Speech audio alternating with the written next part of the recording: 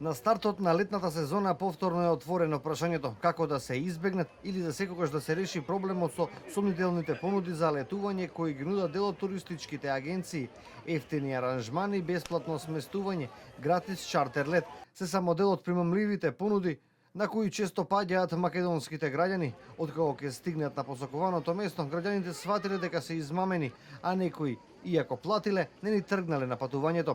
Туристичките работници за телевизија Нова велат дека ваквото сериозно прекршување на правилата за игра во овој бизнис мора да запре. Се подготвуваат и предлог мерки кои ќе стават ред во работењето на туристичките агенции. Се дава банкарска гаранција. Секоја агенција која што сака да работи ќе депонира на Министерството за економија банкарска гаранција за лиценца зборевме 100.000 евра, за Б лиценца 50.000 евра. И некоја агенција ако направи измама, ако ги остави ги извиси патниците, Министерството за економија ќе реагира, во истиот момент ќе ги плати тие трошкови што ќе ги направи, значи измамата што ќе направи агенцијата и после по дефолт ќе си ги наплати тие побороња врз основа на банкарската гаранција, агенцијата ќе се затвори и нема да имаме никакви проблеми.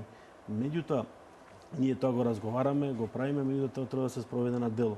Во ваквите случаи, кога има вакви проблеми, луѓето ја губат вербата во агенциите. Од година во година расте свеста но информираноста на граѓаните, кај да се обратат кога ќе се најдат во ваква ситуација. Од Организацијата за правата на потрошувачите ги советуваат граѓаните добро да го прочитаат договорот или да побараат склучување на договор во случај да нема, пред да се решат да платат некоја ефтина понуда. Ние имаме еден механизам кој што се уште треба да се доразвие од страна на Министерството за економија, кој што се однесува на колективните тужби и сметам дека тоа би било многу добро, заради тоа што тоа е можеби една скапа постапка која се работи за колективна тужба, а би требало да се поедноставни и да се направи поевтина постапка со цел организациите на потрошувачи како овластени тела, нели препознаени од страна на Министерството, да можат да имаат активна легитимација, да тужат во име на голема група потрошувачи, да се стопира таквата активност. Секоја година повеќе стотини граѓани се фаќаат на мамецот на овие сомнителни аранжмани, кои најчесто се продаваат од човек агенција.